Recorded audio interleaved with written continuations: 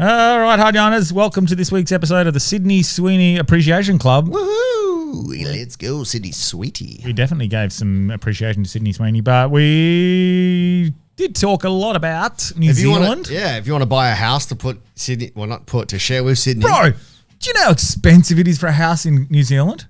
Not very. Fuck off. Arrowtown's like 2.6 mil. 2.6 mil. Yeah, Queenstown's like 2 mil. But everywhere else is affordable. Oh, really? Yeah. Oh. That's because Oh. Yeah. But if you want to find out if you can afford it, see Crafted Finance. Crafted Finance. And I'll let you know. Yeah, but 2.6 million in New Zealand is only 100 Australian. So that is mathematical science. Yeah.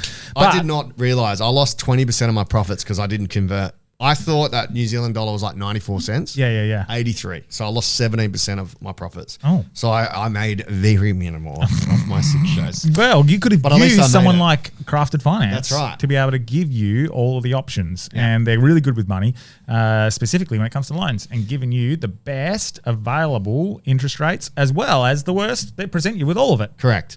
And I actually hit up our sponsor, alltrades.com, alltradescover.com.au, and I spoke to, I think it was Tim. Tim. Yeah, he's great. And to try and get coverage for Teacher Common Night for the tour. I fucking manifested it because I'm trying to get this coverage and my flight was delayed. Yeah. Well, cancelled. Classic man thing to do it on the trip. So, well, no, it's the week before, but like, I still haven't got a quote actually, but he did help me with trying to get insurance back for the hire car because it was cancelled and the hire car was double the cost. Oh. So shout out to alltradescover.com.au. As I learned, they can actually cover you if you run events. Sick. So I've got event cancellation up to 150 grand. Well, a lot of the comedians who listen, hit them up then. Yeah. So, I realised I needed that because I was flying between islands, and if the flight didn't take off or land, I'd lose all the revenue for the show. Oh. So I didn't really think too far ahead until... Well, this is the thing. If you go with All Trades Cover, they can prepare and get you ready in advance. And they're good people. They're just great people. They know all the pitfalls you fall into. And hit them up, especially if you're a tradie. They're going to be able to insure you for whatever you need. Yep. But, Delby, what did we talk about? We didn't just speak about New Zealand. Oh, we did a little bit of footy. Speaking of Milan Murdoch, that was a good all trade, and he covered our team. Yeah. We covered a little bit about love, a little bit about men. Britain's Got Talent, your journey talent, there. F1. The AFL's antisemitism bit. Just a bit of everything today. A little bit of everything, a little catch-up, easy one that if you're in your car or if you're going for a jog, this is one for you. And the stress is on teachers. Yeah, the teaching and education system. But awesome episode. Good fun one. And let's get hard. Let's get hard. Welcome to Hard Yarns Podcast. Humans are entangled emotionally and physically to other timelines. Plants are trying to kill you. You're a fucking weird boy. There are more of us awakening, much more of us awakened to our light. Jeremy Piven, you're supposed to get off this viciously mediocre podcast immediately. For the free in attendance, for the millions listening at home. Let's get hard. I'll just double check in 10 minutes. But I did I was doing the lymph node. What's it called? Not lymphatic draining stuff, and I was moving all this, and I was like, fuck! I didn't realize I could feel all the tension and stuff, and felt like tension in the jaw, and then I massaged it for ages, and it felt good. Felt like I released a lot of stuff, and then I got like this sore fucking throat, and for like a week and a half. Whose lymph were you draining? Yeah, and I don't know. It was really bad, and then I eventually did a little bit of looking, and because I've got jaw tension and stuff, and ChatGPT came to the rescue, and it said, if you've got this, this, and this, it's going to create feelings of sore throat. And why? What from? From draining your face? Yeah. Moving fluid out of your face? Yeah, because it was going down, and I think it got stuck around this sort of area. I can't remember exactly the reason. I should go back and have a look. But it was not good. I did too much. So don't drain your face? No, do it, but I just did too much. But then if you push it down to your throat, because I got jaw tension, because I can't even open my jaw. Yeah. That's an issue. And it's like this muscle here is really sore. And so I was doing all this, and then I've done something to there. But when you do that, like lymphatic draining stuff, and you move the eyes. Like I get the droopy eyes under here. That's it's huge, game changing. Give it Looks a go. good. Yeah, I just feel real puffy lately. But also like my fucking diet for New Zealand was trash. Yeah, my So diet hard to wasn't. eat healthy when you're touring, man. Yeah, Because you're like in an airport and you drive for 2 hours, set up the venue, Yeah. perform, and then you're home and well, just repeat. not drinking and then exercising almost every day end up giving me like this. Oh yeah, guilt free. Yeah, that's fine. It wasn't though. You could tell by the end I was like, I'm not quite right. And my sleep, you know what you don't want on a trip is your whoop. Why? Oh, it was horrific. Well, fucking you cunts, man. For the listeners, him and his misso just climbed a mountain every day. Every day, bro. You're in New Zealand. What are you going to do? Fucking just relax, bro. It was You used to great. tell me to relax all the time. No. Every day, these guys climbed a mountain. His missus has got like another human in her. They're doing like It base was- camp every day. It was so good. And those hikes are not. The first day, Yeah. that was tough. That was one we underestimated. Yeah. Was And it 6 different mountains that you went to? Yeah, but they're not mountains. Some of them are just hikes, like trails, elevation. But some of them, I think we did 6 out of the 10 days. Yeah, that's too much. Yeah, it was good. We I'm had glad. Like I was supposed to come. Whoever we were going to shout out, the sauna place yeah, that was such a good day. was cool. Yeah, it was. They are lucky I secret didn't- saunas. Lucky I didn't go. You could have done it. You could have done it. Like Nah. Grace, It took- Grace can do it, and she's 6 months When pregnant. did you get back? I mean, like what time did you return? Yeah, we 'Cause took it our took me time t- then because yeah. after that we end up going out and It took me 2 hours to set up just the venue. right. Wow. Yeah, Yeah. so- What But, time did the show start? 7-ish. We ended up starting at 7:15. Yeah, you would have been touch and go. Yeah. Yeah. But we ended up not doing the 7-hour hike. We just did it ended up being like 2.5, 3 hours. Yeah. Which is like an hour and a half. It was like an hour and 45 up. Yeah. And then probably just over an hour back. Yeah. I did a hike with my cousin in Auckland. That was really beautiful actually, but They're not as hard as you think. Yeah. There's just that one Ben Lamond that we did the first day where we just underestimated how hard that was going to be. Because we just went for it. Because every time I've ever gone on a hike, it's just like there's paths. And it's just, but this was so challenging. Yeah. But the rest of them were just, I got bored, man. yeah. I knew, halfway up, I was like, I'm not sure this is Delby's thing. Like we'd be, especially the first one, 6 hours. Yeah. If I run it, I think maybe running it would be better. If I'm walking it, like the track I did in Auckland was the perfect amount. I think it was just under 2 hours. But it was like a jungle. I don't know if you saw on my thing. Yeah. The whole thing was like beautiful jungle. Well, they all are. All the ones we did were all beautiful jungle as well. Right. I thought you were on that exposed cliff. No, we were, but like I didn't film everything. Yeah. But you're going through like a rainforest. Yeah. And then you'll be out on exposed rock, and then it'll be in caves. That's probably the difference. And I said this with Jeremy the other day. I think the difference between the Dolomites and New Zealand is you get like waterfalls and rainforest and all those sorts of things, whereas Dolomites is just open track. Yeah. I'm sure there's areas that I haven't seen that is rainforest and stuff like that. But yeah, you'd be just going through. You won't see sunlight for an hour. Yeah, right. In like there was one area that we went into and it was black, dark, felt like nighttime because you're just covered in trees. Yeah, right. It was fucking awesome. It was beautiful. A lot better than I anticipated when we first got there. Yeah, because it's awesome. Because I've only ever been there in the winter. So if anyone holidays in Queenstown and you go over snowboarding, go in summer. It's actually way better. Yeah, it was fucking awesome. And so much to if do. that's their summer, that's a cold place. Oh, yeah. That was cold. I didn't pack a jumper. I like grabbed the jacket last minute. Like, yes, mate, I was the same. Like, summer, we'll go short singlet. I bought a hoodie. Yeah. And then when I got there, I was like, oh no, I need to buy a puffer. Yeah. Which but it's a weird one because like, fuck, New Zealand is, I reckon, where Goldilocks was written because you could just never get right. Like if you're in the shade, you're freezing. Yes. And then if you're in the sun, you're It was sweating. tough, eh? There was just no just right. Very tough. When you're walking, I guess you're hot, but even when you're walking downhill and you go into the shady areas, you're like, oh, it's not as challenging, and now I'm brisk. Yeah. So But no, it was awesome. Like we did the e-bike trail along the mountain stream. Yeah. So we did that as a group, and then I took Cam McLaren. Yeah, Conqueror's Conqueror's Fears. Fucking hell. Up bro. that gondola. But there was the bridge and the gondola. It was so funny. Like the gondola had a cemetery next to it. He's like, "Why is there a cemetery next to a gondola?"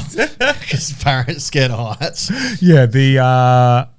So for those familiar with Queenstown, if you're in Queenstown, basically the main harbour area, there's a gondola that goes to the luge. To the luge, yeah. And the top of is that where some of the trails start as well? That's where the big Ben Lamond trail that we hike starts. Now you can also go up that area where the gondola is, but that is fucking steep. Yeah. That is proper. The luge is sick. Yeah. We weren't allowed to do it. Well, I was allowed to, but Grace can't. Like there were so many things that Grace couldn't do. You could literally lose a baby on that. You get for some fucking speed, bro. And the Asians live up to the stereotype of the drivers. Yeah, like, bro, going down there, I'm fucking zooming. Bro, so many Asian women. I'm just clipped, Dave. Mate, like when we walked, we come back on the hike. They were stopped. They'd break and stop and go, right, we need to stop for a second. In the luge? In the luge. Yeah. Like just sitting there. Yeah. Like a couple. There's a few that, we hit. Yeah. Yeah. But all that stuff we couldn't do. And so that's why we, instead of doing. do the hikes and that. Yeah, we did hikes. And one thing I fucking forgot to do is actually take a dip in the lake. That was the best. Well, it was really nice. Secret saunas. Let's give them a quick shout out because that was, thank you for having us. Delby and Cam were meant to come, but Delby had his show. And Wanaka is, I think that's the right pronunciation. It's beautiful. Wanaka. Yeah. Fucking beautiful. Yeah, right. Like that's where we went. I was great with the recommendations. Yeah. We did just everything that she recommended to do. Did you do the animal farm in the end? The deer farm? No. We fucking saw them everywhere we went when we were driving. But I saw my first. I didn't see my first ever black sheep. I've never seen a black sheep. I'm so glad you finished that with sheep. I saw my first ever black Mary. Have you ever seen a black sheep? Yeah, plenty. I'd never seen a black sheep really in my life, and I seen a dark brown sheep. Oh, dark brown. But Grace saw a black sheep, and I was driving, and I couldn't.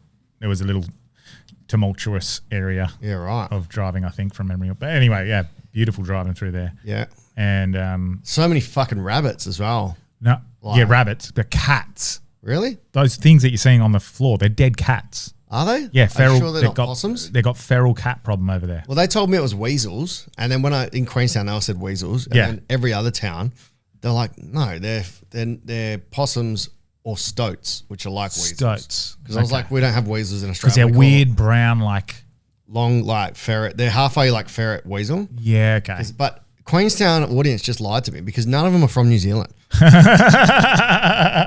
everything I asked them about New Zealand, they told me all this shit. And every show after that, they're like, no, that's not true. Like, that's not right. So we used ChatGPT. I shouldn't have done that, but it just said they're feral cats.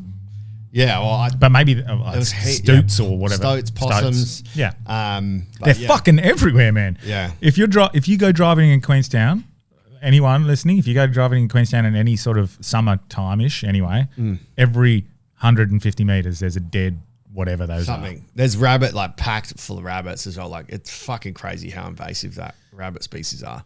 But so you didn't do Milford Sound? Nah, it's the 8th wonder of the world.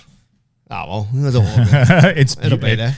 Go next time you go. I just feel like my eyes have taken all I can, man. Like between Austria, just the drive Austria alone, is beautiful. Yeah, there's only so much green and blue shit you can see. Yeah. Although I did learn a fact at Cam's quiz last night. Green is what humans can differentiate the colours of the most. Really? Green. And we thought that was a trick because when you're colourblind, you can't differentiate green and red. So we're like, well, it can't be that. But green is the colour that we can differentiate the most shades of. So evolutionarily, that makes sense. But that makes sense. I didn't know that was the 8th wonder of the world. Is there only 7 wonders? So I reckon heaps of countries are like, oh, this one's like, it just didn't make the cut. I think there's 7 wonders of the world, like the pyramids, but the natural wonders. Yeah. So it's the 8th natural wonder of the world. Or you know who the 7th natural wonder is? Sydney Sweeney. I was about to say the same. Yeah, she's an average-looking human. Oh my god! When I get famous, have you watched side segue on that? Have you watched her movie? No, the movie, the TV show Platonic with Seth Rogen and Rose Byrne. Good. Yeah, it's good. Is that the one? It's good fun, but there's a segment where Rose Byrne is the best friend of Seth Rogen, and they're just a platonic friendship. But she thinks her best friend's hiding something. She records then while she walks away to the bar to see what they're hiding, and they're just talking about Sydney Sweeney. Just saying, "Oh, she has gazongas."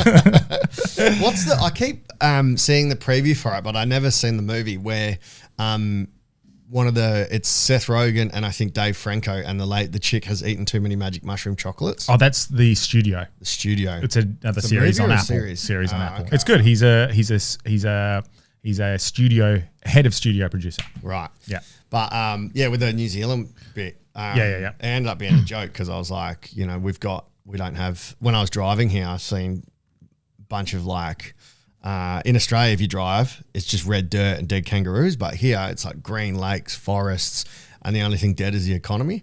They didn't like that at all. But I was like, what are those dead weasels on the side of the road? They're like, no, they're not weasels, they're stoats. I was like, oh, we don't have weasels in Australia. We call them politicians. And then that worked. But mate, the petrol over there was ridiculous. Yeah, crazy. And that's before the war. Before. Yeah. It was $2.90, $3. Maybe they know something we don't. And when the war broke out, the number one safe place to be was New Zealand. I was like, is there a reason we're meant to be here? On the radio, they're going, and New Zealand have condemned the war. It's like, who gives a fuck?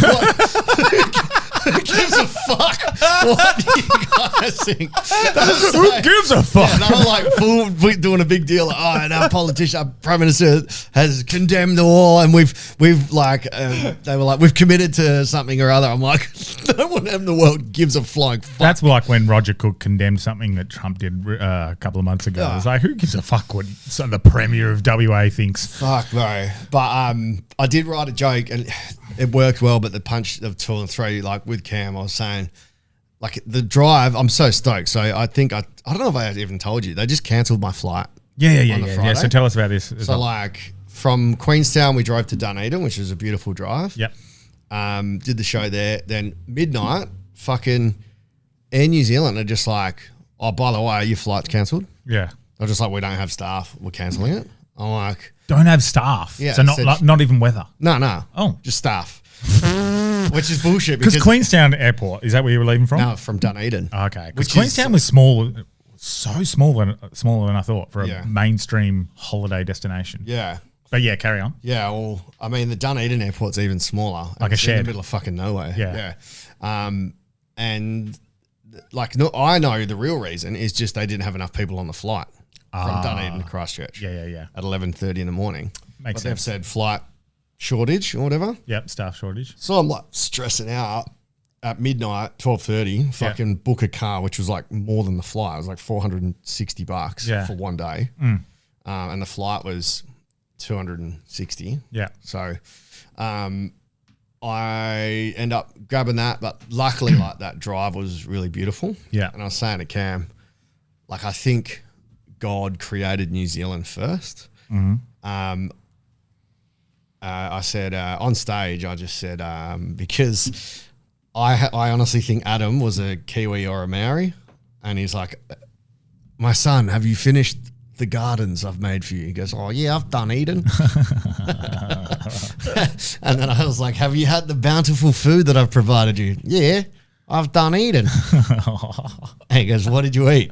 Definitely not an apple. But somebody did. But the last bit didn't get a laugh. Yeah.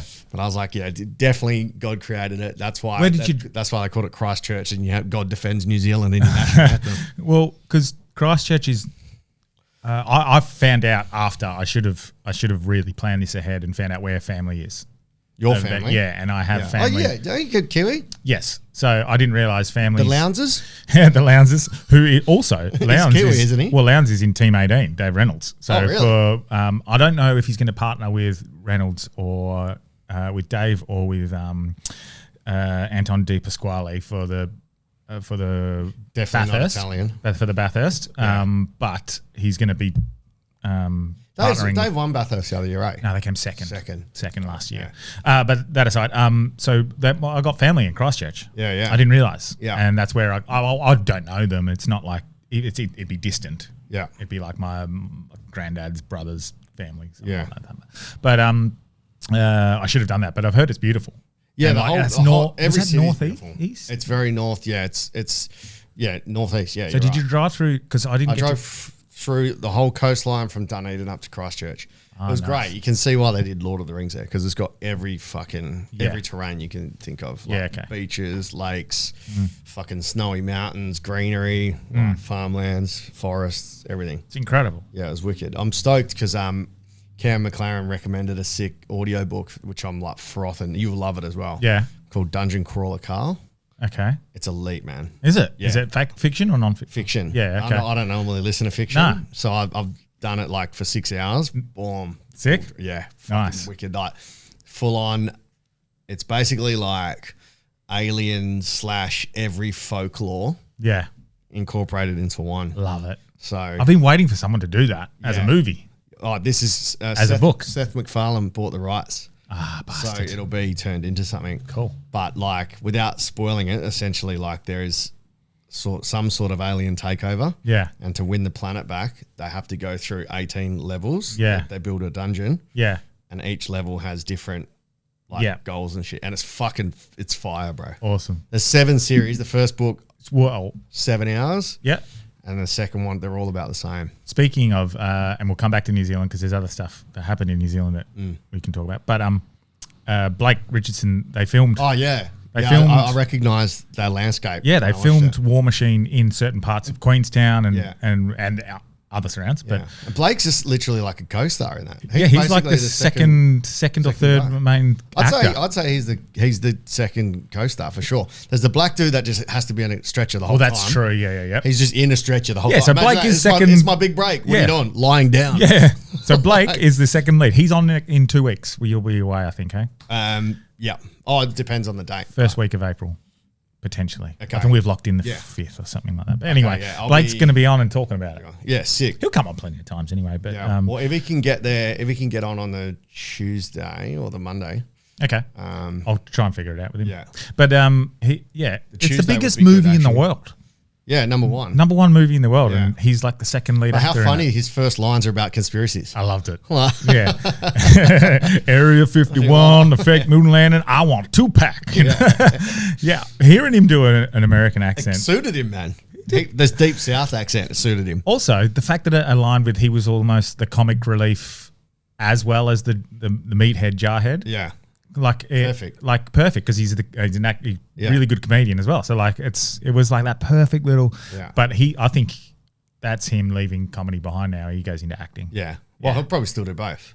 Like you just don't, it's not like you can't give up an hour, like half an hour of your night. Yeah, potentially. But then you look at someone like a Seth Rogen who used to do comedy for a couple of years, and then once you're into movies, you're just aligned. Or look at Adam it's Sandler. so good. Like all of our mates from Perth, like Blake's in a Hollywood movie. Fucking Dave wrote a Hollywood script. Fucking It shows that it's there. Like Buddha's doing well. Like, yeah, Buddha's his got pod's some. going good. Yeah, I got to.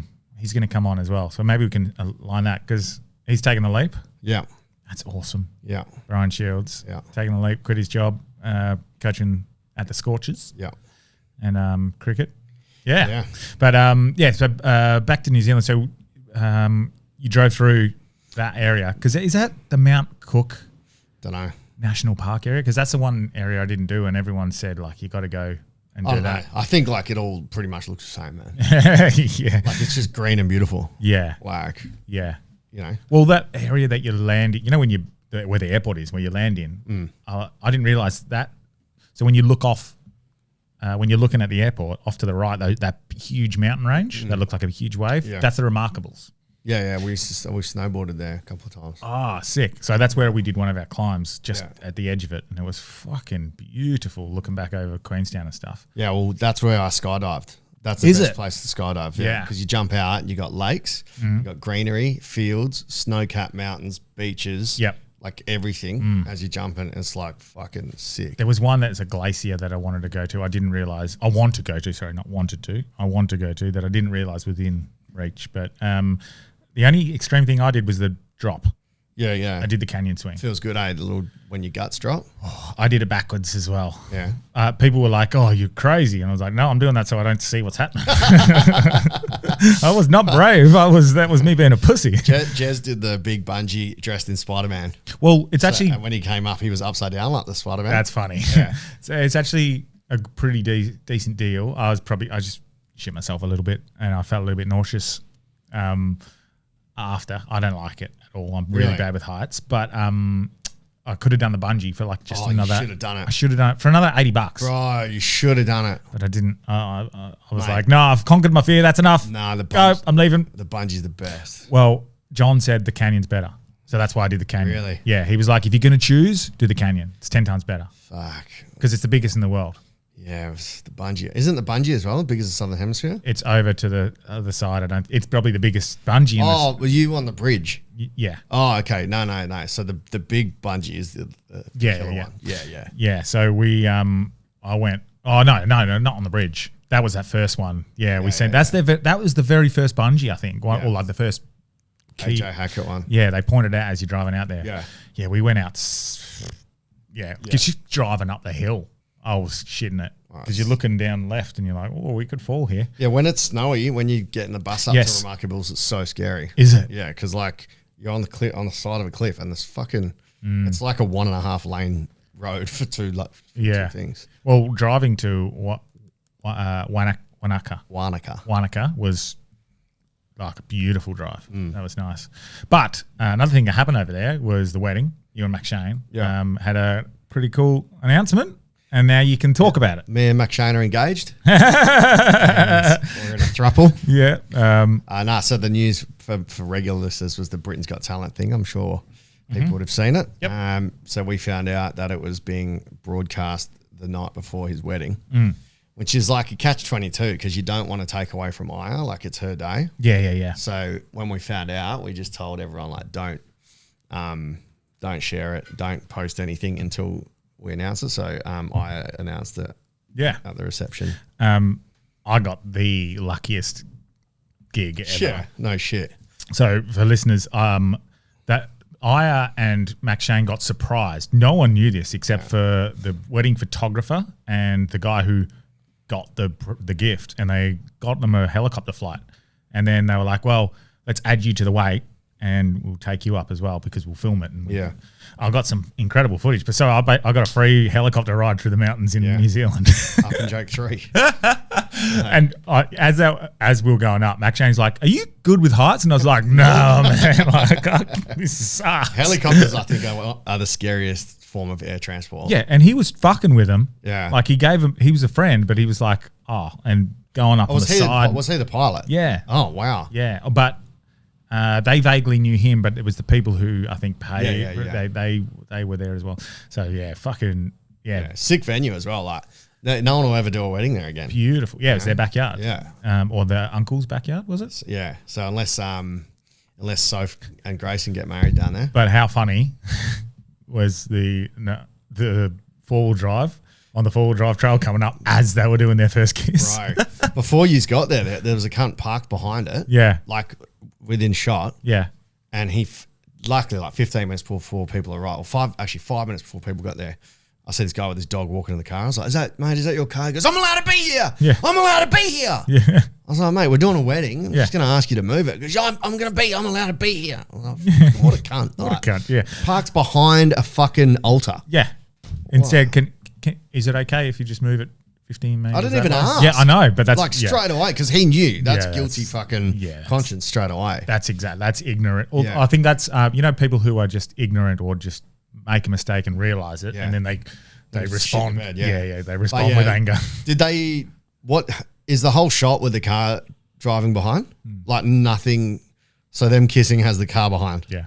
But then the one down the aisles, you got a different shot. Yeah. So but also, adds to the day. That's like original and authentic to what happened on the day, which was hilarious. That no one came past the whole trip, basically. Yeah. The whole ceremony, and then as they're doing their first kiss, a four-wheel drive comes up. Well, if we finished in the normal amount of time, it would have been okay. Oh, it was long. It was long. But the that was beautiful. And then obviously, so that with the Britain's Got Talent announcement, we can talk about it now, so that's cool. So what does that mean for you and Mac Shane? Like, what are you sit with that? So we're awaiting to find out what the go is for the semis. Yep. And essentially that's where it's at the moment. We've got. Or do you want to explain to people who have watched the clip as well, like how hard they made it for you? Yeah. So are you allowed to talk about that? No, I can't. No. Oh fuck. I'll wait. I'll wait until post. Well, essentially, it was very difficult. It was made harder for you. Yeah, it was. Yeah. But again, we can't. I can't say anything. Yeah. So, but like for those that listened to the episode with Thelma, and she was like, "Yeah, it's going to be big news." That's right. Yeah, that's where I couldn't say it on the pod, but like it was around April time where BGT and. Have you seen the Dragonfly yet? Oh shit! I fully forgot about that. What was the Dragonfly in an airport? Okay, fuck. Dragonfly, plane, airport, something along those lines. Yeah, I'll have to. I fully forgot about any of that, but nothing comes to mind anyway. Yeah, we'll suss it out. I mean, I'm at the airport tomorrow. Oh, look for it. So. But yeah, that's good. So you could be gone for a while. Yeah. So, but essentially, like the way that it happened as well, which I can talk about, which was pretty cool. Me and Mac Shane, like we had 10 people in our show at Edinburgh Fringe, and I've always felt in my gut that something was gonna happen from Edinburgh Fringe. Ever since I heard the Flight of the Conchords story, that was what's the Flight of the? Well, they were just performing in it. Like were down they? an alley, and someone came in and saw them, and that person had some sort of TV production with them, and then turned into what they are. Yeah. So I heard that story while I was teaching. I was like, I need to get to Edinburgh. Like there was this weird little, like I feel I can follow that pathway. And then, we had like 10 people in a show. Like our venue was outside of where everything else is. Yeah. And we had a great show. And then this lady was stayed around at the end and was like, that was the best show I've seen at Edinburgh Fringe. It was so fun. Seeing how you guys interact with each other is just so enjoyable. And she was a casting producer for Britain's Got Talent. She's like, we want to put you straight through to the live auditions. But luckily I'd already been through all this process before. Yeah. With Australia's Got Talent. So it got fast tracked, did a lot, just straight to the producers, and then went to Sydney and never got shown. So like I did a freestyle love song to Nicole Scherzinger. Lucky because it was pretty shit. Like I thought it was pretty shit. My stand-up was better than the freestyle, but so I'd already been through all this. I got 4 yeses and I never got through. So like, they didn't even show me anything. Yeah. So, I mean, it could have been either lucky or unlucky because Mac Shane was like fully like pumped. Yeah. And I was more like, man, I just honestly don't get too excited yet. It doesn't mean anything. Like she's just a casting agent. She doesn't have actually any pull. Yeah. Because he's like, full pump. And I didn't want to ruin his vibe, but I also wanted to temper expectations because it was pretty sucky when I went through. But after my performance, I was like, that was shit. I'm not going to get through. So, like that was a good sort of, because I'd been through it, it was a good way to not fucking get too pumped about things. Yeah. And so then when you did get the news, you're like, how good? Yeah, when we got through, we were pretty stoked, but like it was fucking cooked because I had to fly over the Thursday night, landed Friday midnight, like 30 hours of travel, readjust to the time Saturday, and then perform Sunday. It's obviously set up for people who are in the UK. So that's why when you don't have much information at the moment, it's they wouldn't have to normally deal with someone who has to fly 30 hours to get there. Yeah. So is there rules for that? Not sure, but I've got the ace up my sleeve. People don't know that all the tabloids are like, these Australians, fucking should be Britain's Got Talent. Yeah. Well, motherfuckers, I have a British passport. Hey. I'm a British citizen, you fucks. Did you get that? I've had a dual passport citizen for since I was 18. So how crazy? Because I lived in Middlesbrough. Yeah, okay. So, do you have to get that before 30?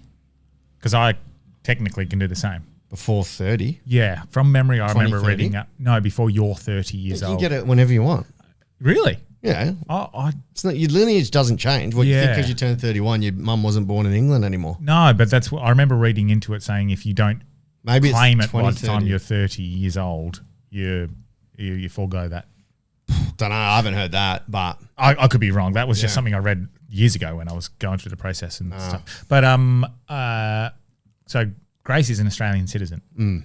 but she's got an English passport.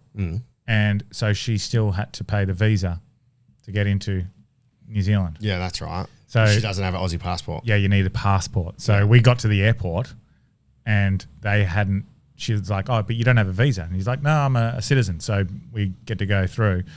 And they said, yeah, that's fine, but you need a passport or you need a visa. And the visa can take 5 days. Yeah. And we were like, oh no. Fucking hell. So that was as we were checking in to the flight to go over. Yeah. So they fast tracked it and we end up having to pay for a visa, which it's not a huge amount. It's like $100 or something. But it was, we had to sit outside the check-in for like an hour and a half, wait for them to see it. And then it didn't get approved. No, in Perth before we could even board the flight. Yeah, right. And then it wasn't getting approved. So they called and fast tracked it. Got it approved. Yeah, it's weird. You little things you don't think about like that, eh? Yeah. When it's New Zealand, technically it's another country. Yes, but because Australia's got the... Well, you think so, man. The bank, ANZ. No connection to our ANZ. Oh, really? Same name. Well, also... No connection. Oh, also... Take out the fucking NZ part of it. Just be A. Flybys and Woolies... Rewards different. Rewards different. Yeah. I went to scan it. Yeah. And they were like, set up New Zealand. Yeah. So... Yeah. But I think we both had very, very different trips, but both had great trips. I relaxed, man. I honestly, for the week with Mac Shane before the wedding, like... Yeah.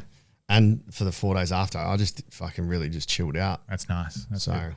Mate, and then the 6 days of teacher comedy. I think now I've found that, one, I can holiday without drinking, which is something that I didn't realise. Wanaka. I could definitely holiday without drinking. And then also I will go back to New Zealand multiple times. The access to hiking is incredible. Yeah. It's just beautiful. Like I went for a hike yesterday on Sunday. Oh, yeah? Yeah. Yeah. Just out in Bells Rapids. Was it way harder because it's all just dry and dirty? Nah. It's like that in New Zealand. It's far drier than you anticipate. Yeah. We went to the Routburn track, which is it's recommended as one of the best tracks in the world to hike. But it takes you days. It takes you all the way down to Milford Sound. Okay. I didn't realise that. Yeah, right. But we just did because I put in our recommendations. You can do an hour, do 2 hours, like whatever you do, it doesn't matter. Is this from today, by the way? Yesterday I bought it, so it wasn't used, so all good. Yeah, it was. She said you can just go for 2 hours and come back. Yeah, right. And you'll still have an incredible hike. And so we're like, yeah, cool. Went there and did that. That was probably the most beautiful one. That's where I found that water, and it was just this beautiful, I don't know, oasis on top of the mountain. Yeah. And just went in there. That was freezing. Yeah, that was proper fresh. You can drink the stream water at where the wedding was. I got the cup. You can dip it in and just drink it. Well, I was doing it Crazy. I was doing it when we anytime we hiked and we ran out of water, just because there's fucking waterfalls everywhere. You just hang it off the side. You just gotta hope there's not a dead cat. Yeah. Have a look. I'm just gonna grab this water. That is at 7 a.m. because like it came out on the 28th. It was on YouTube the whole time. We were waiting till 7 because it was supposed to show live. Yeah. And the live stream didn't work, so everyone stayed up till 7 a.m. Should I play I could have showed them at 4. Should I play the audio of the? That's the video of everyone watching. At 7 in the morning. How good! All gathered around my phone. Should I play the? Can I play the audio of you guys' performance? I don't know what the rules are. It's a long audio to play. Like, fuck it. People can watch it, I guess, because like we felt like it was a 5 out of 10. Even like the rhyme scheme was so basic, man. So yeah, but again, it was made very difficult for you. But yeah, it's all right. Go quick. I'm just grabbing water. I'll be like 10 seconds. Oh, okay, cool. And like now we've been on BGT. All of a sudden, Sydney Comedy Fest are like, yeah, we want to get you on here and here and here. And like it was a good Perth Comedy Fest. I'm like, man, we're the exact same act. It's the exact same entertainment value. It's just real frustrating how that works. Yeah, but what is that? You need the fuck. Who knows? Exposure. It's a benefit, but like, it's frustrating because we've been doing it, and it would have been the exact same awesomeness. Yeah. But it just adds to now. It's going to be easy to market the show. Yeah. What another thing that I found coming back from New Zealand is how much I despise going to cities, especially Melbourne. Like Melbourne, I would go anytime for sport. Like the best place in the world for entertainment and sport. I don't know what else I'd be doing there except for shopping. Yeah. What the fuck would I want to shop for? Yeah. It's just nothing. Like, but any city. Like, I don't get it. Yeah. So work or something like that. Melbourne, Sydney. I'm not a fan of Sydney. You like Sydney? I don't mind Sydney actually. There's Yeah. different spots of Sydney, like Manly. Oh yeah. Like Northern Wollongong, beaches. Newcastle. Yeah, fuck yeah. But So Sydney city itself is a little. Yeah. Oh, it's too much. That's what it is. It's Yeah. just too much. But then, so Melbourne was great for the F1. But it's going from New Zealand to Melbourne during the F1, so busiest fucking time you could go there, it was a big shock. Yeah. It was like, you go from no one. If that's Queenstown at its peak, like the most people, it's still fuck all. Yeah, the traffic was frustrating. I don't know. From Queenstown to Arrowtown, it's only like 20 minutes, but with traffic, it was 35. Was it? Yeah. I didn't get any of that. Yeah. But I don't know. We got up early maybe. Yeah. But also, it was just going from that to that was a big shock. Big shock to the system. But the fucking F1 was awesome. Yeah. It was so good. And then Dave, mate, supercars took the piss out of F1. Why? Because they can fucking shunt each other, bump into each other, smash into each other, and just keep going. There was crashes. There was overtakes. F1 was very entertaining for the first 10 or 15 laps until the Piastri strategies. did well, eh? Yeah, he hasn't. He didn't race yesterday. He didn't race yesterday. Laps. He didn't race yesterday either. Yeah, he's done 0 laps. McLaren has had some issues at the China one 2 days ago. So from what I understand, it's more exciting this year because there's more overtakes and it's not a guarantee who's going to win. So from a traditionalist and a purist point of view, terrible. It's disgusting. Why is that? Because they can't even they can't. They have to stop and brake when they run out of power. Whereas there's could be another 200 or 300 meters left in a straight, and then they can't keep accelerating. But is that part of their strategy? Like yes, they're going to have to change all that sort of stuff. So the drivers will have to be smarter with where they use their power. Yeah, it's going to be tactics and smarts. Well, that's good. That it's cool. But from a purist, people want to see driving skill, not tactics and smarts. Yeah. But I love it. I am loving it because watching Ferrari battle out, and Ferrari and Mercedes, their battles at the moment are fucking awesome. Mercedes is still way ahead in regards to their speed and whatnot, but the battle between Charles Leclerc and Lewis Hamilton at the Chinese thing was like an hour and a half of just overtaking back and forth. It was awesome. Weren't there the radios going, just relax, guys, like let Leclerc lead? Or I don't think they were doing too much of that. I think they were letting them go because they trust them that they're both guns. Yeah. They're both really good. Also watching Alpine and Haas battle it out with Verstappen struggling, trying to get in between them and stuff. It was sick. Has Red Bull not got a good car this year or something? Not that. It's not Verstappen. He went from 20th to 6th at the Australian Grand Prix, so he's still going 5th or 7th or something like that. I'm loving his interviews, man. He's just ruthless. It's good. He's gone from everyone hating him because he was winning everything and it was too much, and now he's not winning everything, and so when he does, everyone's like, Max Verstappen. He is ruthless as well. He's just like, I just think the cars are shit. Yeah, just says how it is. Yeah, he's very blunt, which is good. And sometimes I saw the clip of him when he got told to let his teammate pass, and he's like, "This will not be happening. I have spoke to you about this, and you have my reasons." Yeah. This is like, what the fuck? Yeah, that's just so gangster. Yeah, he's like, I'm winning. Yeah, why would I let him pass? Yeah, you fucking, if he wants to pass he. Yeah, but that's so good. But it's not good as a teammate. But no, that's right. Yeah, if you want to win a championship, but he wins the championship for you. Yeah, they got found out last year though because they had one good car, which was him, and he could drive it, and no one else could drive the car because it was too hard to drive because he's such a good driver. Well, people need to get better, right? They've tailored the car to him. And he's such an incredible driver that anyone else who jumped in that car couldn't drive it. Well, that's interesting you should say that. How would you rate yourself as a driver?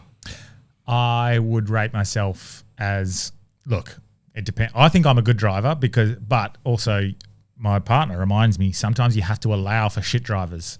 So I allow for everyone being a good driver. And then when they're not, I get frustrated. Yeah. And if I see a gap, I'm like, well, I'm going. And yeah. I did some go-karts in Auckland with my cousin. He smoked me by a second. I couldn't. no matter what, my speed around corners kept like fucking drifting.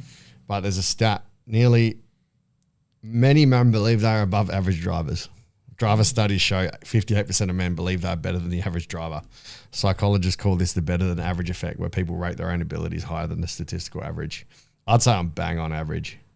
Yeah. Like, especially with my phone. Here's one. Nearly half of men believe they could land a plane. I actually think I could land a plane. I think I could land a plane. Like, because it flies itself. All you have to do is just listen to the... How would you, like, if you had to control it, my idea would be like, okay, as you're coming down, you ease. I would be on the radio. If you pull back, you're going up. I'd be dead because I wouldn't even know how to use a radio. Yeah. So I get in the cockpit. All right, how are we going to land this thing? And I'm like, fuck, how do I turn on the headset? Yeah. So, yeah, I'd be dead. How do I turn on autopilot? Because it's always on autopilot, even landing and taking off. Apparently, like, the pilots are just there for crazy shit. Do you think you could survive in the wilderness? Yes. For several days? How long? Several days. Several days, yes. I'd be dead straight away. Surveys, many men believe they could survive in the wilderness. Many men think they could survive alone for several days. I'd be dead within 2 days, bro. I'd be like, give me a fucking... What do you mean? What would kill you? Boredom. I was going to say. I just end it myself. 2 days, like, you can not eat and you can... Look, drinking, you're pushing it. Like, I think it's probably like 3, 4, 5 days. It's 3 days without water. 3 days, yeah. 3 minutes without air, unless you're Jade. 3 days without water. 3 weeks without food. Yeah. Isn't that... I've read that quote or that silly fact of, like, every person is always 3 minutes away from dying. Yeah. And then they breathe. Yeah. That's crazy, eh? You'd definitely be able to do most household problems. Yep. I wouldn't. I know where my skill set lies. I had to try and remind myself, or like just to pull myself back into it to see if I could. And there was a couple little things like changing spark plugs on the car and a few other things and like that. And I still remembered how to do it. I got it all, had all the tools. I'm still out. There. You're out? I am out. I couldn't even name every tool in the toolbox. I'd be like spanner 1, spanner 2. Yeah. Handle emergencies well. Men believe they could do that. I could do that. Yep. Men believe they could take charge in a crisis. I've already done that. Now this one, men believe they could beat a chimpanzee. No. At what? At a fight. Oh. No way. It's ripping your fucking face Destroying me. The one thing I've learned from Joe Rogan. Yeah, mate. A chimp was strong as fuck, man. Yeah. No chance. Just their core strength to be able to like climb up things with just their hands. And actually, who's the guy who just climbed the building? Yeah, Alex. Yeah, you see how he does his weights? Like he just grabs onto, instead of doing the chin ups, he grabs onto the side of the thing and he pulls himself up like that sideways. Oh, they're freaks. I watched The Alpinist just before New Zealand, ironically. Well, actually in Queenstown. That's my favourite documentary. Really? Yeah. Fucking insane, bro. That bloke's like, there's something wrong with it. He did too much acid. You know what do you think that, or do you think he was just autistic? No, he was already like that. But the moral of the story is drugs aren't bad, man. Yeah. He said he did every drug. He did like 12 tabs of acid. And the thing that killed him was exercise. Yeah. So. Yeah, it wasn't even the climb up. He was getting high. Yeah. And he was getting high. The thing that killed him. Avalanche on the way down. Spoiler warning. Yeah. Because you don't know that. Yeah. But the way down.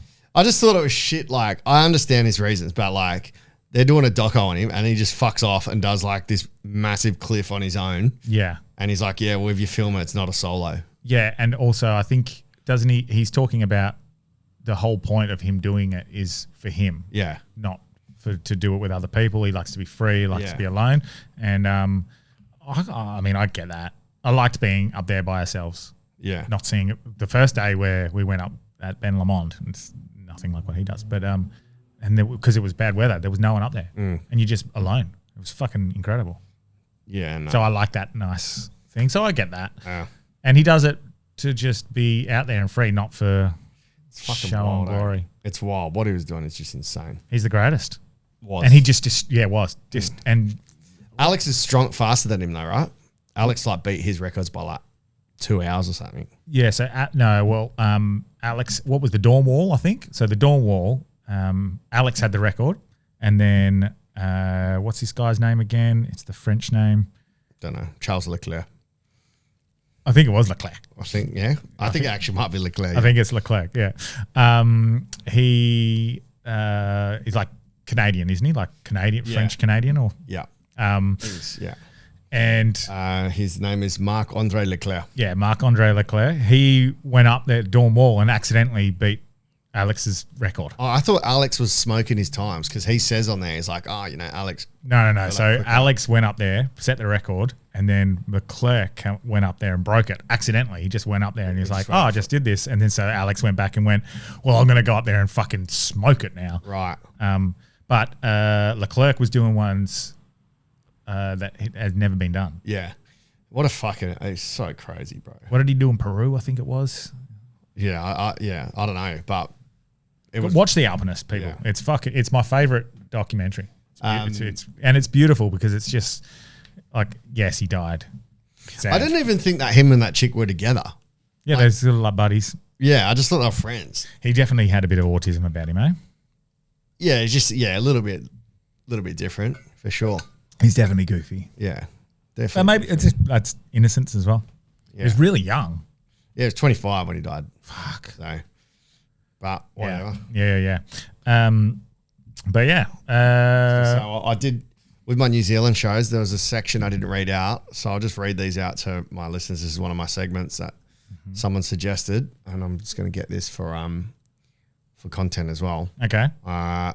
It was what's the most outrageous parent email or request. So I haven't read these from Wellington. I told Wellington I'd read them out, so I can get more authentic reaction. Yep.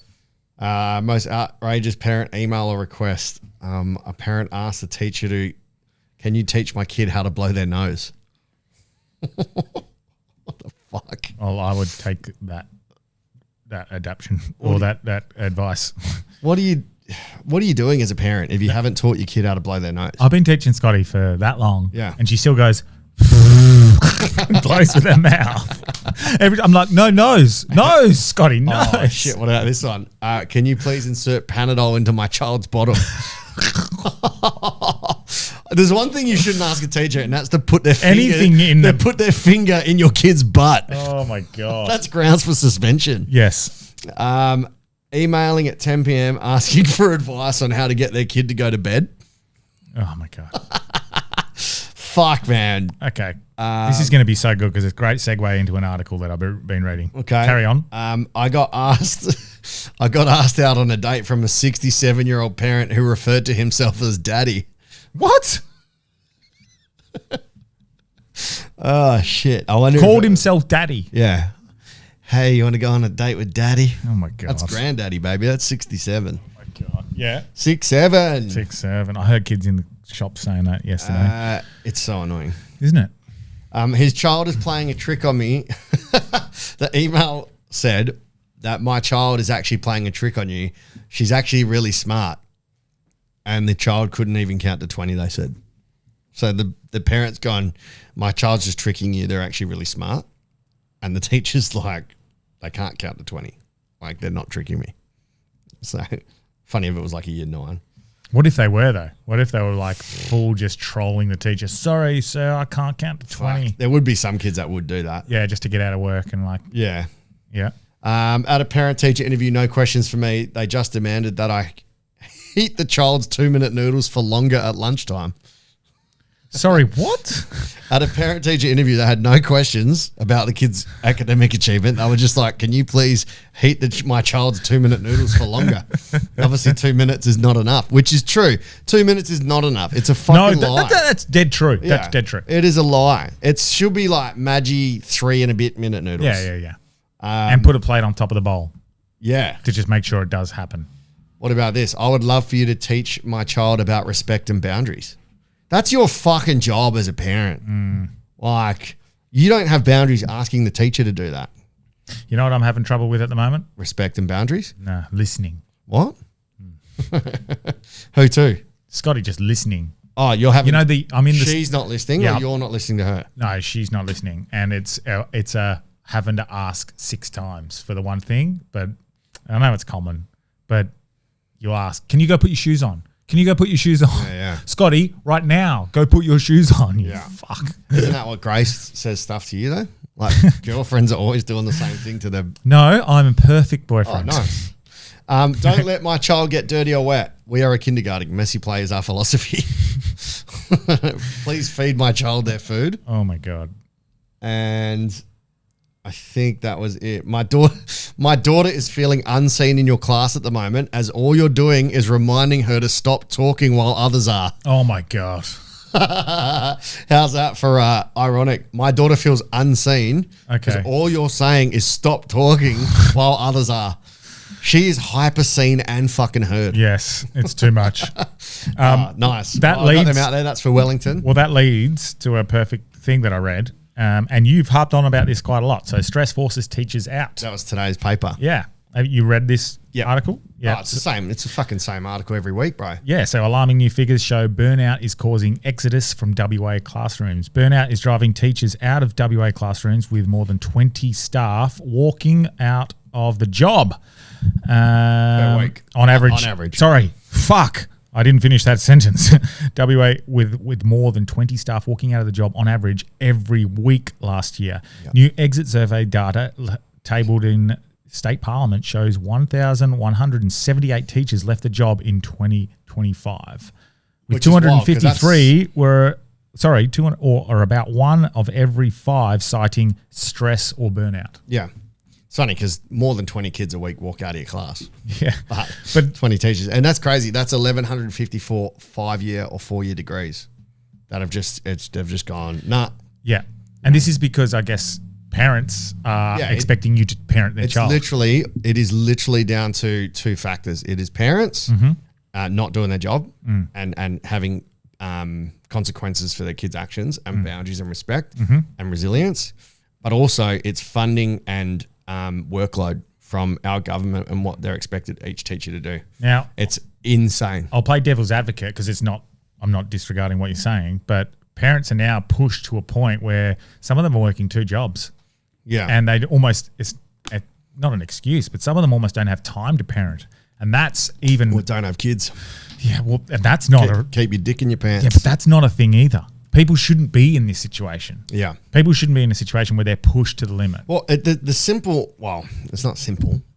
A really easy fix to this is fucking fixing our school system so teachers are actually respected and revered as a profession, giving the right amount of funding, but the right amount of workload and time. Yeah. That's what it comes down to. I truly think that it shouldn't be one. They've done studies where it says class size doesn't affect education. Yeah. But if you had 2 teachers for a class of 30 or 35, it would that would improve everything. Yes. Because you can have a teacher with a more difficult kids or kids that are struggling, and then the other teacher can do kids that are getting it and extending. You can have behavior, you can have academic, you can split the duties between you. That would solve everything. Yeah. It would fix so much. Plus, we're adding in the rise of things like ADHD and autism and neurodevelopmental disorders or things that are going on, and that's putting extra stresses on EAs and teachers. And yeah, like honestly, as a teacher, before you even walk in the classroom, you've got so many focuses that are not even.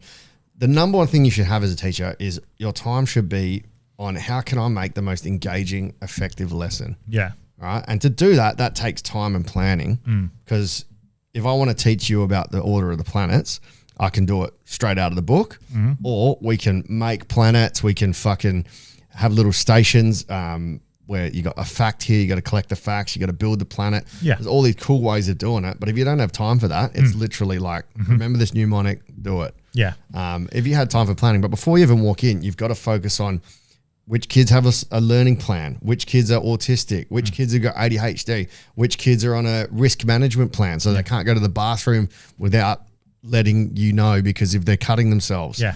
You got to focus on ICT. How can I incorporate technology in my classroom? You got to focus on literacy. What am I doing even as a math teacher to improve literacy? That's 6 or 7 things. Then you got to do the role and your admin before you even walk in the classroom. Yeah. And then you've got teachers asking you questions like what you just illustrated before to help them parent. Yeah. And again, neither is an excuse, but parents shouldn't be in that situation where they have to do that, but teachers shouldn't be in a situation where they have to do that for the parents. Because it's not our job to parent your kid. No. It's our job to educate your kid. Yeah. You can provide like a positive role model and help them feel appreciated. And like, I don't think I shared it on the pod, but that message that I got from that. Yeah, you did. Yeah. Kid, It was great. Yeah. Like you get that and it's awesome. But the problem is like not every person that teaches should be a teacher. A lot of them are there just for the paycheck. Yeah. Or they're not trained properly in classroom management. Your number one thing is how to manage a classroom, how to manage teenagers, because there's your first battle. If you can't get them to listen and you can't get them to do what you want, and fuck, it doesn't matter how good your planning is. So your number one thing is figuring out how do I control the classroom, how do I get them to listen, what are my strategies there? Yeah. You need really, it's the most important thing at a school is leadership that backs you up. So if something's happening in your classroom and the kid's like, you know, been rude, been disrespectful, called you a fuckhead. Like if you saw on the news, the kid that blowed vape in the fucking teacher's face. Yeah. They do that and then they're sent to leadership. There's actually a consequence. Yes. So many times like it wouldn't get followed up. But that's because there are so many ineffective teachers that are so weak that if I was like, hey, can you do this? No, I'm not doing it. That's it. Go to the office. Yeah.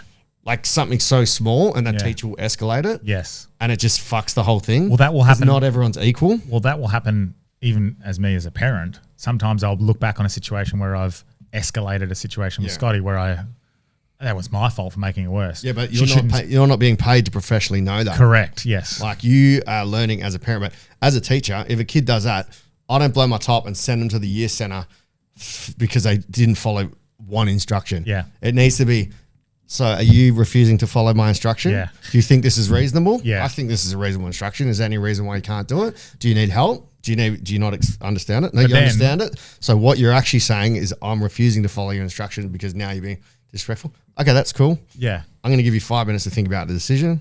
I'll come back as your first warning.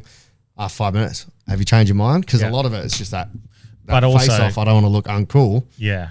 You let them have a think. You come back. Hey. But also then you got to factor in the fact that these teachers are people as well who are under the same stresses as everyone else. Yeah. And they could just be having a bad day. And yes, they've made a poor decision, but that's... Unfortunately, I'm of the opinion that even if you are having a bad day, you're an adult. I agree. And things suck, but you're being paid to actually, implement those skills. A lot of teachers will probably disagree with me, but you need to keep your own shit outside of that classroom. Well, that's with any job. Yeah. Yeah. Because if that's with any job, you should be keeping your own personal life out of. Yeah. If you've had terrible news, like, you can... As long as you fucking don't send them out of the class and then dig your heels in. If you snap at a kid and you go, hey, you know what, everyone, and you do it in front of the whole class, that was wrong by me. I had some bad news before. It's not James's fault. That's completely on me. James, I want to let you know I'm apologizing to you in front of everyone. Yeah, that'd be. That's all you have to do. How many people are going to do that though? But you're right. That's a perfect way to address a situation like that. You have to, because public embarrassment is the number one way you're going to get rid of you. The kid will fuck you off for the rest of the year. They'll go, all right, you embarrass me, I'm going to fuck you up for the rest of the year. Yeah. But if I was to go, hey man, that's fully my bad. Everyone here, that wasn't. But you're right. Teachers are there for a paycheck sometimes. Yeah. And they're just like, oh well, this is easy.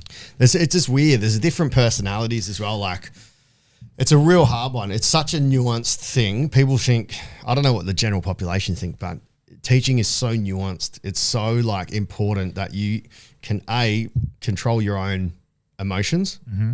Like that's the hard one. When you've got a kid just being so fucking rude to you, for you not to snap back and go, listen here, you little fucking piece of shit. You think you're fucking cool? Yeah. I'll flog you dog. Yeah. Like, yeah. But you need and that's where it comes back to like there were people who just, you're just going to have a normal person who's like, I'm not built like that. Yeah. I thought I was going to be a teacher and like, fuck this little bitch. Yeah. Fuck that little cunt. Some of them are like, they are, man, but you just got to go, they're teenagers. They're not even thinking with the front part of their brain. They still need to have, take responsibility for their actions, but never put yourself in a situation where you're having a face off over something small because there's nowhere to go after that. So these stresses though, that are creating like, cause I'd suggest that most teachers would generally be like that, but then they'd take their home life to work and they'd let that influence them. There's too much workload. Like honestly, it just comes down So if to that's what I workload. mean. Yes, if you've already got a stressful life at home, or you've got enough issues yeah. financially, whatever the fuck's going on, and then you go to work, and then you're being given all this extra shit to try and navigate. Yeah. It's a recipe for disaster. Yeah. But I don't know if they could. Any decisions they make, they should have to show some sort of data to base why they've, or to showcase why they've made this decision. Like we don't see that with anything. No. And the school system's fucked until something needs to change, but I think it'll be too late by then. well, it's the same as the Why is it that Japanese and Chinese school kids are just excelling and Australians aren't? Like, what's the difference there? discipline, home, Discipline, culture, respect. culture, society. Yeah, Like, it starts at home, doesn't it? yeah. Yeah, but Even New Zealand, like the kids there, they all dress like they've all got proper school uniform, like private school. Yeah. In South Africa, I was talking to a South African teacher. They have to, if you walk past the teacher without addressing them, hello, miss, then you get in trouble. really. Yeah. Like you need to be, How's it, sir? yeah. How's it, sir? How are you? Like you can't walk past the teacher without addressing them and Oh my lord. yeah, which is fucking good. It's quite Like a respect regimented, thing. but it's a respect Well, it's thing. like I don't know if it's related, but like with rugby, you always call the referee, referee. sir. Yeah. You know, like you're very respectful. Like the referee, it's so funny watching all the rugby. big units. These fucking units, and they're like, "You fucking listen to me," and they're like, Yeah. You're like, wow, the respect for, and that's driven through Well, and it rugby comes from culture. parents as well. If the parent goes, "Yeah, your teacher doesn't know anything," fuck, you know, listen to him. Yeah. Also, are you going to see any little bitches playing, like little sport brats playing a sport like rugby union? Yeah. Probably not. Nah. If you're a little bitch and a little sport brat in rugby union, you're Yeah. fucking getting stepped on and mauled out of the pack. But yeah, it literally comes down to funding and workload. If we had 2 teachers in every classroom, I can guarantee you that students' results would go I up. can attest to that. Having more teachers in Scotty's classroom has been I also wonder, like, huge. it's something we are against on the pod, but I wonder if having CCTV in a classroom would alter students' behaviour, because a lot of them just get away with does. it because there's nothing. well. I would actually, like, honestly, like, I back myself in to not need it because I was effective. When I first started, I wasn't, but not everyone can become a successful, like, classroom manager. Well, what was that study we read about people who are being monitored change their behaviour Yeah, that's right. subconsciously? Yeah. So that it would. Because then that way, like, it would weed out the ineffective teachers before you even worry about student behaviour. Because you could just have that whole interaction and go, see what you did here. Where can you improve? Because instead of punitive, you go to the teacher. Oh, so James has done this. Do you think your reaction warranted this much of an escalation? But also, it would protect teachers as well from, like, no. Again, no. Jim just fucking threw a rock at the back of my head. Yeah. You know, like, Again, no, we shouldn't have to. Shouldn't be in that situation. yeah. We shouldn't having a situation where you have to monitor means a feeling of distrust from the superior people. But they're kids, man. They're Yeah, teenagers. So yeah. I think, like, it would be as fucked as it sounds. It would actually be beneficial to our learning environment if everything.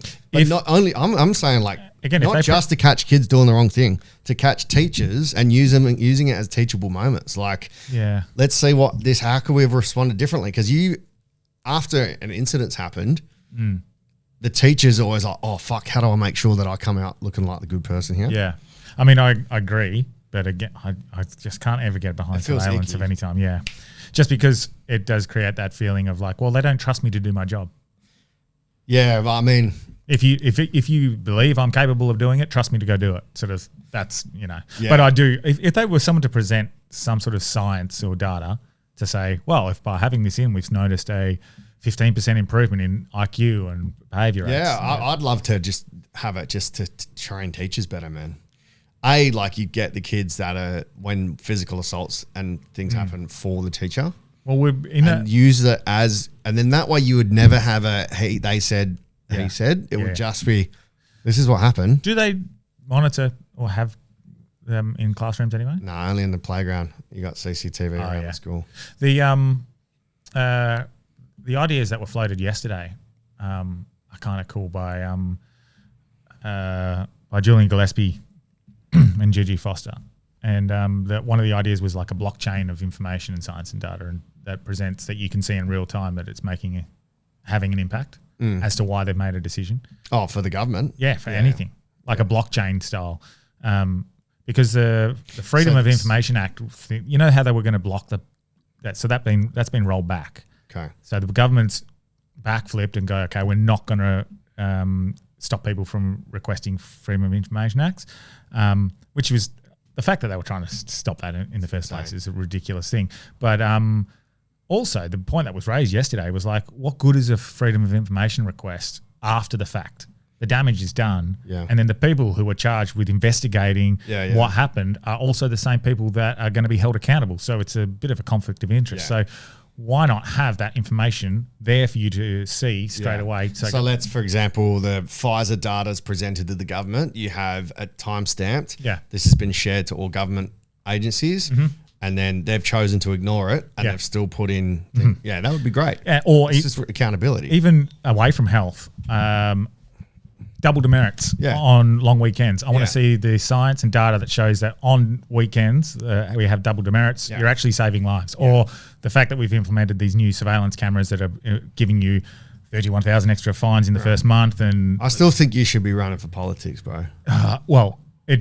I don't think it matters once you get in there. I think you hit too many roadblocks. I think the best point is more so potentially. Well, maybe when this starts to blow up and you go in there and then you've got weighted numbers as well. It's the awareness. It's not just, this is James McCarthy from the Sterling thing. This will be like, this is Cameron Branch from Sterling, who actually has 1 million constituents that are following and listening to what we're doing. Yeah. I mean, there's always those ideas, but I just think I like what we're doing. That's what the girl from Secret Sauna said to her. She was like, what you guys do, how you actually talk about subjects, instead of saying, this is right, do this. You just talk about it in a way that's creating awareness around it, and then you can make your own decision at home. Yeah. And I like that. I like to hearing that feedback. Yeah. I don't know. We're just so over-legislated. Even on the radio, because I only listen to Dungeon Caller Carl now, but I was flipping it between the radio and like, there's a local government that want to reduce speed limits again. Like, why are you fucking doing this, man? Yeah, you're creating more. I think people in the government are looking for a thing they can do. To be seen I'm doing something. Speed limits are just fucking, that's the dumbest shit. It's not drink driving. I'm actually, this is pseudoscience. Yeah. This is not a fact. Yeah. This is just me.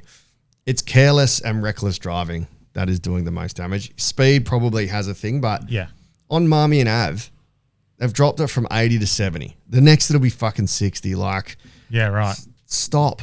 Yeah. Like Nangara Road used to be 90. Yeah. It's got a brand new road. They dropped it to 80. Like, really? What are you? This is what revenue. Are you it's doing? revenue raising. Yeah. That's what it is. All I want you to do is break the law so we can make money. Yeah. Because did you see that person who got photographed with the kid? With the kid. Yeah. Did you send me that? Yeah. And they had it under there because they were doing their hair and then put it back. Yeah. That's fuck off. Yeah. It's ridiculous. Yeah.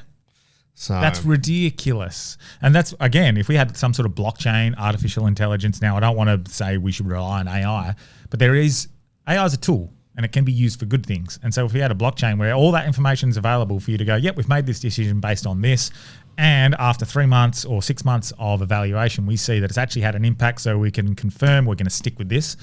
Fucking beautiful. I see the impact it's making. But you show me some science that says that double demerits on a long weekend are saving lives, or you show me science that says, or data and figures that shows that these surveillance cameras are stopping people from having car accidents or saving lives or whatever. Yeah. You show me that and I'll be on board, but they won't do it because it's revenue raising. Yeah.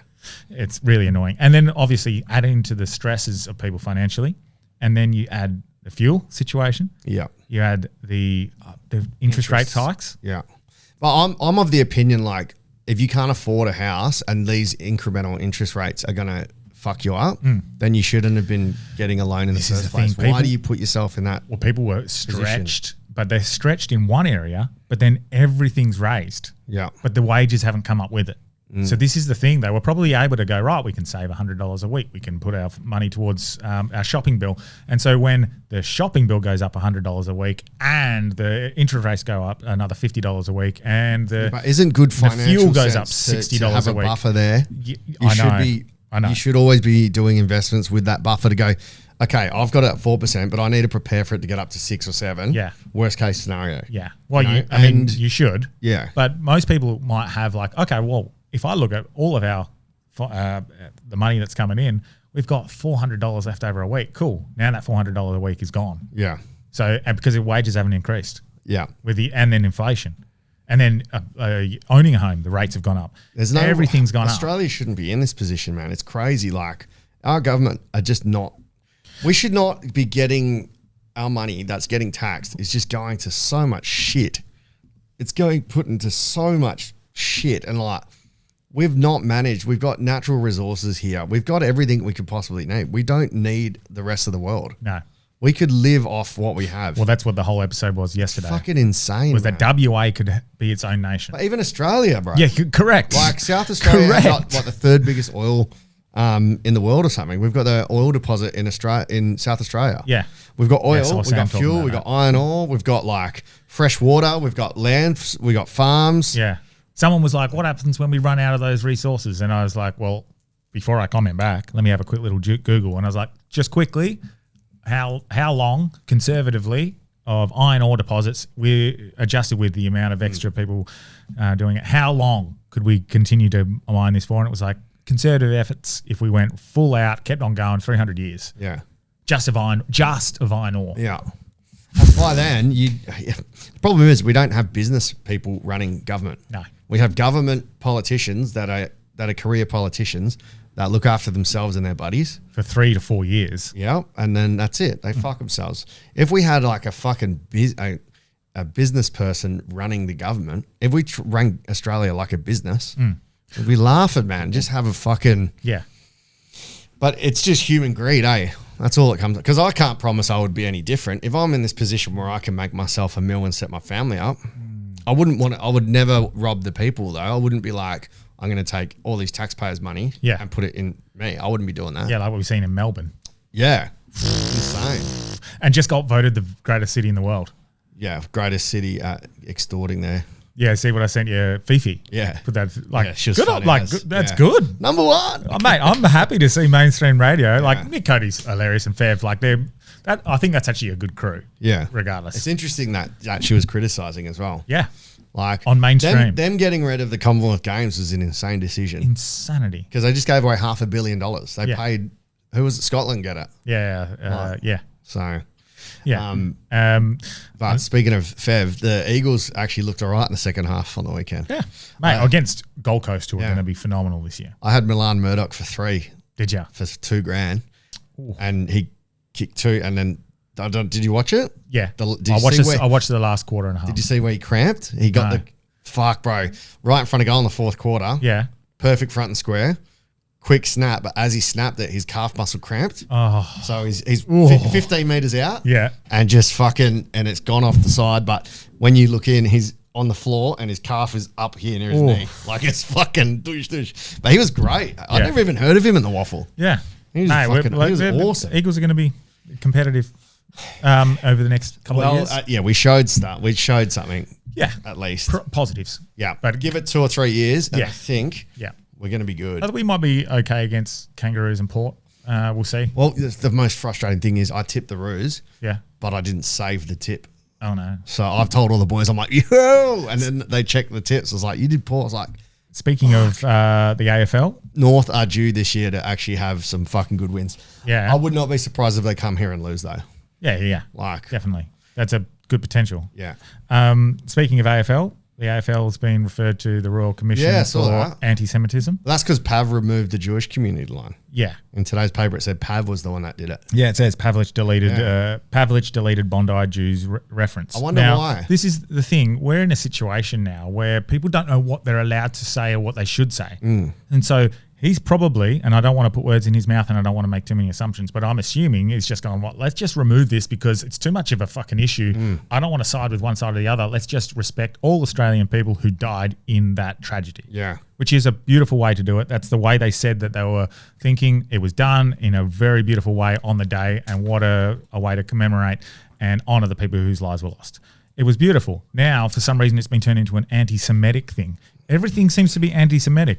Well, do you know what? Who's pushing that? Is it the Jewish community? Well, I'm interested. You're not allowed to mention the Jews, or you are allowed to mention the Jews. Which one is it? Like, I don't know which one. And people are in a situation where they're just like, I don't know what I can and cannot say. Yeah. You've created a situation where people are now accidentally being anti-Semitic, and then you have to accuse them of being anti-Semitic. The world's gone fucking crazy. And the AFL is a perfect example of that. Yeah. I mean, it is a bit weird that he didn't mention, because so many of the Jewish community were like targeted. But so it's I think it's just like, well, are we supposed to make this about the Jews? Are we not supposed to make it? It's such a confusing time. But the draft that they had mentioned the Jewish community. Yes. And it was approved by AFL, and then he went away from that. Yes. So he should have just stuck with what it was. Yeah, correct. So like to avoid Pav could get put in jail for a hate crime. But also he should have Pav's going to jail for a hate crime. Yeah, it shouldn't matter no matter what. He's like, well, look, he's phrased it as Australians instead of Jewish Australians or whatever it's been done. Yeah, because there was a few Aussies that died that weren't Jewish. Yeah, exactly. It was an attack. So I guess the issue he would be facing in his head would be, oh, if I say it's an attack on the Jewish community and then the people who lost lives that weren't Jewish are starting to feel. Yeah. It's like, how do you win? Yeah. Exactly. So, but anyway, that was an issue. Speaking of Jews, is Benjamin Netanyahu alive? Don't know. I don't know enough about it, but from what you showed me, no. So the 6-finger AI video, that's been debunked. I think the 6-finger one, because I think that was a crease in the. No. You just defend your 6-finger brothers. Yes, I think that was AI. Sorry, I think that was just a confusion. But the one to prove that he wasn't AI, where they show him in a coffee shop having a coffee and he sips a coffee and the coffee doesn't move. It doesn't go down. Oh, really? Yeah. So that's weird. The next one, they show another one with him in somewhere. Well, I think another coffee shop, or maybe the same one, and he's got a ring on. Yeah. And then he moves his hand and the ring disappears. Could be part 4 of The Hobbit. Yeah. Like he's just he's the other person, the opposite. The ring disappears when it's on the evil one. Yes. And then allegedly, when you analyze these pictures and these videos, the pictures of him that they've shown that he's been in a bomb with the army in the army, 7 years old. Yeah. So the ones where he's in the rubble and he's been attacked, that's shown as a real photo. No, and then the ones that have been put up recently are AI generated. Really? And then the video that they put up, I think today, was from 7 years ago. Wow. So I don't know why you would just pretend that Benjamin Netanyahu's alive if he's not. Why you wouldn't just say, hey, Benjamin Netanyahu's dead? Would that be a moral victory for Iran? Well, apparently the idea is that. But isn't he facing a lot of war crimes, like actually from Israeli people as well? Yes, correct. Yeah. Yes. At the end of this, once he's no longer prime minister, he will go to jail for war crimes, or for that's crazy. He will go to jail for. He will go to jail. But the issue is, I think, in regards to if this was to be a real thing, is the fact that I've heard rumors that they've shut down the internet and information getting out of Israel, and to show that they're actually being destroyed pretty badly. Yeah. They're losing against Iran. Allegedly. Everything's allegedly. That's the rumors. And so if he's dead, that's just a big loss for Israel. And I guess that would be the reason, that would be the alleged idea as to why that would be happening. I don't know either way, but I think that first one where they said he had 6 fingers in the video, that was just a miscommunication. But the rest are pretty weird. The coffee didn't move, the ring disappeared. Yeah, okay. And the video they put up, I think yesterday, was from 7 years ago. I've actually got a mate, one of the Israeli boys from that I met in Naples. Yeah. I was like, "How you going?" Yeah. I'll play you his voicemail. Okay. Downside is that I have rockets floating over. I said, what's the outlook for the war? Look, upside, Iranian regime goes down. All of the Iranian people are free. Persian girls are going to love Israelis from now on. Downside is that I have rockets floating over my head at any given moment, and I'm locked up in a shelter for the past 3 days now. Oh my God. But day by day. So he's in a shelter in Israel. Yeah, it's just having bombs over his head. That's crazy, man. We are so removed from that sort of stuff. Yeah. Like we don't live that life. Yeah. I mean, actually, I'm wondering if we're allowed to share that. Like, would that put him in danger? Saying what's happening there? No one knows who he is. It's just a voice. Yeah. But yeah, I don't know. It's AI generated anyway. Yeah, it is all AI. Yeah. I watched a doco on microplastics last night. Yeah, my condoms. Yeah, it's fucking crazy. Is it a conspiracy though? No, I don't think so. I think it's definitely. Or do you mean a conspiracy to lower testosterone in men masculinity? Nah. Is it just something that they've discovered and there's some other thing going on? You mean like, this is the reason why? Yeah. I don't know, but the fact that Well, they're finding it in everything, right? Even in like male testicles, there's like. Straight away I went and looked at what do I cook with, and I had a quick little look around, and we have just come back as your wife. We got three or four like sort of plastic utensils that we use for cooking because we got stone tops. We didn't want to scratch them because we went away from Teflon. So we're doing all this stuff for health. We're like, well, we better check if we've got plastic cooking material. We're pretty decent with the plastics in the kitchen, but not around the house. It's everywhere. But you can't even avoid it. It's in the air. It's in your couch. Yeah. It's on this fucking table. It's on your phone. Receipts are the big ones. Really? Yeah. Receipts. Who's eating their receipts? Touching them. Because your skin absorbs it. So fuck, the IRS are coming for you that bad. You start eating it. Really? Yeah, it's fucking crazy. But they did they were very upfront about it on the documentary. That there was this experiment they did in the documentary about these, I think, 6 couples that were trying to get pregnant, and it's about their sperm counts basically being lowered and a few things. And she's been on Joe Rogan as well, so I need to maybe go back and listen to that whole episode. It was in 2021. But she went in and said, all right, let's check your, I want to say pythoneals. Oh, fuck, I can't remember the word. But levels of certain plastics. And they were all of them, the men and the woman, were all at pretty damaging. Well, how do you get them out of you? Well, avoidance, because the body. But once they're in, I think it's quite difficult. Yeah, right. I think saunas are actually really good for that. Sweating plastic out. Yeah, because your skin is an organ. Well, they found that first bacteria that's living on eating plastic now. It's adapted. Yeah, right. To chew plastic. Yeah, okay. And live off it. So Earth finds a way. Yeah, well, yeah, that's it. So yeah, that's right. Life will find a way. But yeah, eventually they removed all plastics, or as much as they could from their lifestyles. It's so funny. They're trying to have kids and they remove plastic and they got a kid. Yeah, 5 of the 6. Yeah. They're like, there's a plastic covering the penis. Why can't we get pregnant? I can think of one bit of plastic. There seems to be plastic around the penis area. Yeah, so they removed it and they all got pregnant. Wow, they got an internal condom. Yeah, it took them a while. I think they did the study over 12 weeks. Yeah. But yeah, after 12, I think 5 of the 6 couples got pregnant. What was the 6th one just doing anal and couldn't figure out why? Wrong hole. But that was a story from a sex therapist. It was like they couldn't figure out why they were getting pregnant because they were having anal sex. Really? Yeah. Oh my God. Yeah. This is something that's come up, and I found this fucking pretty interesting. The CIA, sorry, what's happened there? Went back.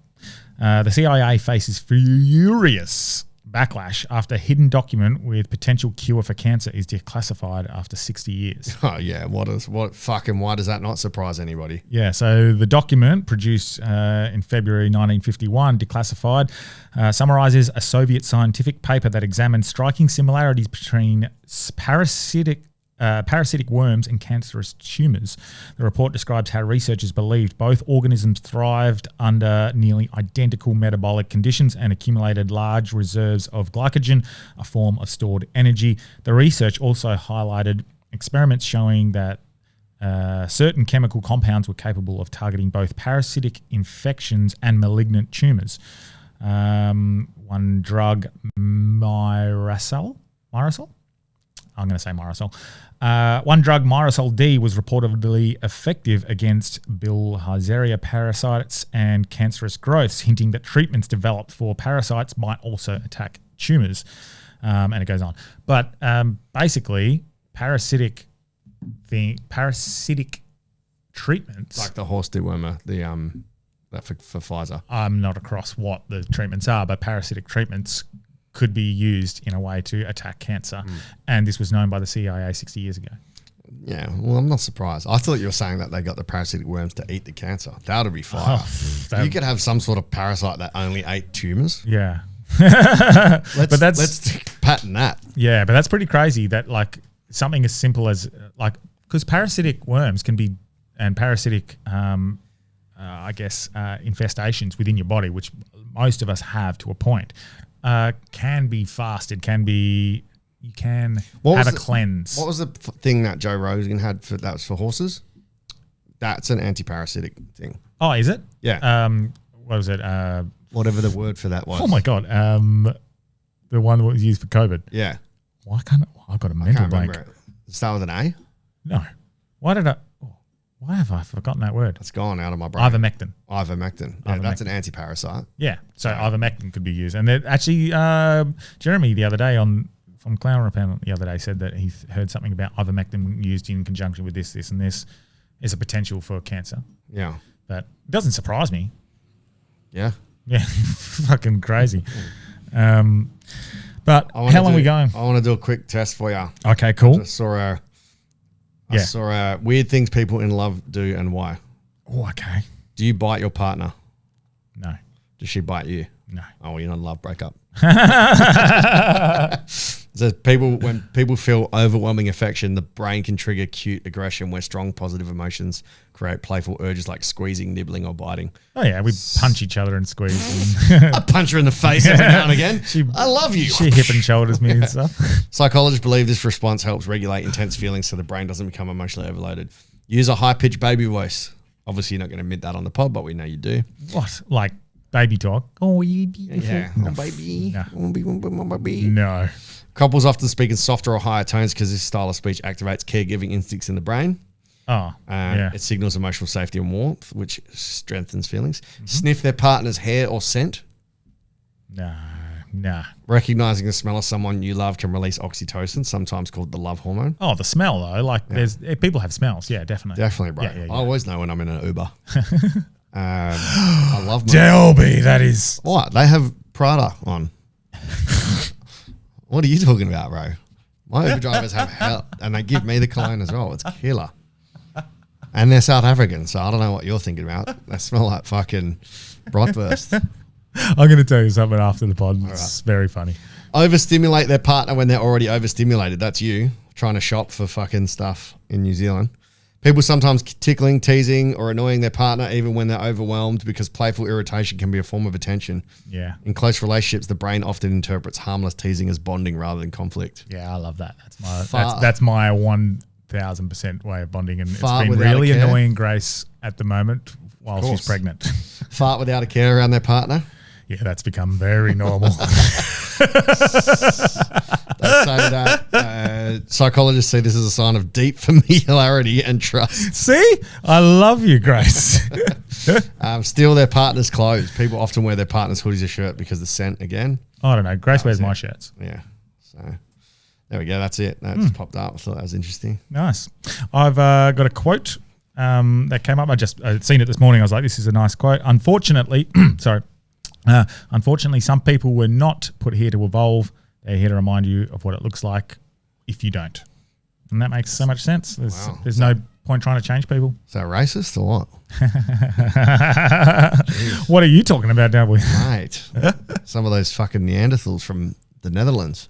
Big units. Yeah, I think sometimes, just letting go of trying to change people.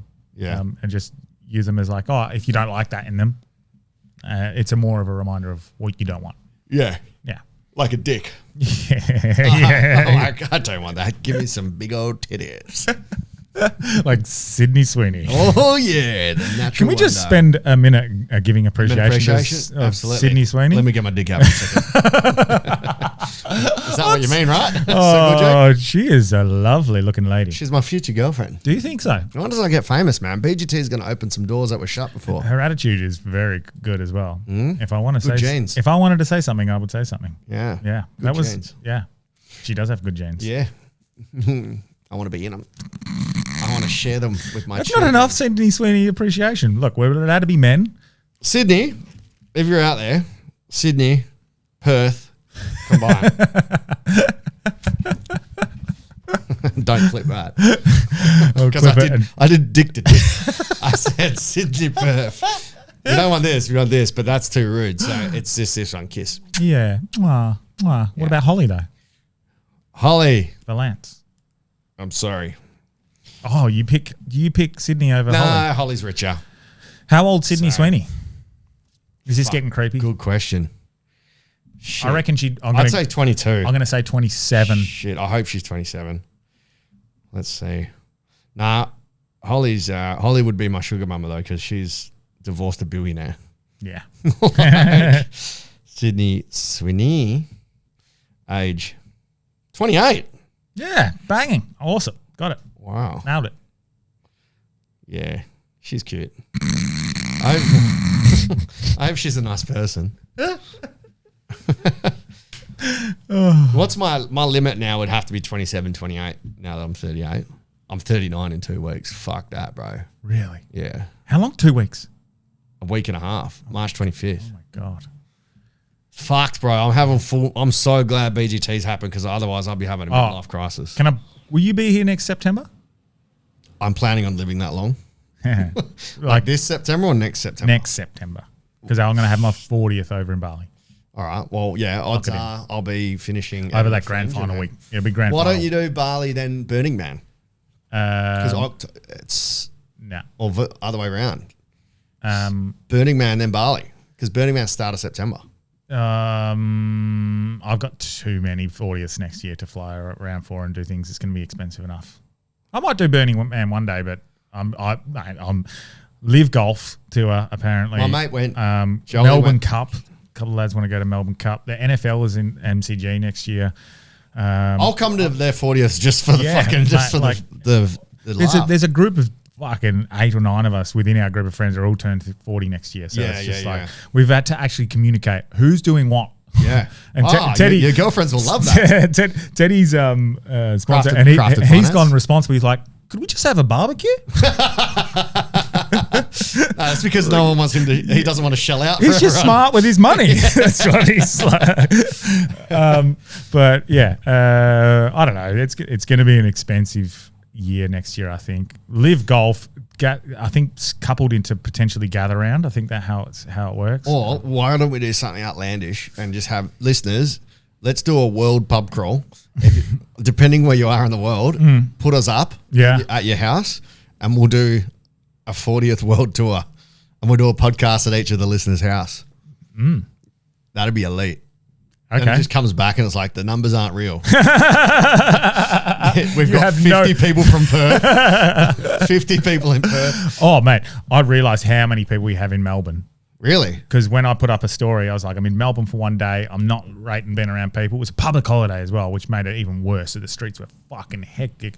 It's like, give me some ideas what to do. I was inundated with messages. Wow. Well, in that case, Melbourne crew, there's only 60 tickets left to my show. Friday, March 27, 2 days after my birthday. Yeah, if you're listening this long, come up. But sick. Well, how long are you gone for, Delby? Penrith show just sold out, by the way. 170 tickets is not for another 4 weeks. Really? 170 tickets in Penrith? Yeah. That's in New South Wales? Yeah. Normally, Penrith, I get a 300-seater, but the last 2 times it's only hit like 240 and 250. So for 80 less, and I get a lot more in my pocket. I hit up McCann for this Friday because he's here in Perth. Oh, yeah? He's just left you on red? Nah, he messaged saying, I'm flying in that day, doing the 3 shows and then flying out. Really? So he said next time. and I read it the way he speaks. I shall return. I shall return. I shall return. Yeah, fuck, he's definitely got a catamaran by now. Surely. His catamaran plan has worked. And he's selling out like New York. He's selling it everywhere. Maybe he's going to upgrade to a yacht. He's done it. Well done, mate. Well done. Well done, James. You've made it. Wolfie's next. Wolfie's. Where is he right now? Oh, he's here still. Yeah, but there's you can always sense the resentment in him when you talk about McCann. Wolfie, I know you listen to our episodes, Wolfie. So you're next, he's mate. Next. Yeah, you're next, bro. His talent is undeniable. Undeniable. So that's it. Yeah, fish on. So Delby, what do you want to plug then for the next whatever? Because if you're not here, I might only be back for one. If you've got any family in the UK, just keep an eye out on my socials. For New South Wales listeners, I'm doing a show in Goulburn. That's not selling too well, even though there was a big response. It's only 27 tickets at the moment. It's in a little 100-seater for the first one. I'm coming to Newcastle, Parramatta, going to Wyong, so Central Coast. I am going to where else? Campbelltown again. It's always awesome there. A couple other places, so check out Teacher Comedy Night, Linktree. Melbourne, I'll be there Friday the 27th. I'm going to try catch up with Brady and Dave on the 26th if they can for a feed. We caught up at the F1 and that was fun. Yeah. And then me and Brady went off and he's not drinking either. So we had a couple of Heineken Zeros together. Nice. Yeah. Dave's the only one drinking and he's driving. No, Dave was like, what's happened to you guys? Dave's got some, I can't say it, but it's cool. Good news? Cool news. Cool whip? Cool whip. Cool. I met him, met his kids as well. Crazy. Like we went to the aquarium. Yeah. It was just his son just running around, no shirt, trying to jump up at the penguins. Yeah. So he's the child that I'm speaking of in the classrooms. Yeah. Yes. And mate, their kids are twins of each of them. Yeah, right. Tan is like their daughter. I can't remember that. Ryu and Goku. I'm sorry, Dave. Dave, is it Ryu named after Dragon Ball Z? No, Ryu and Goku? It's not good. I don't even know if it's Ryu. I feel bad. Anyway, their kids are twins of each of them. Other. So the boy is a twin of Dave and the girl is a twin of Tan. Fuck. So the boy's got special needs. Just joking, Dave. Love you. Very, very funny. Actually, we got a fast car, man. Get Dave. He's got a fast car. He's here in August. Anyway, we need to get him to do some stand-up, right? I reckon he'd be good for 5 minutes.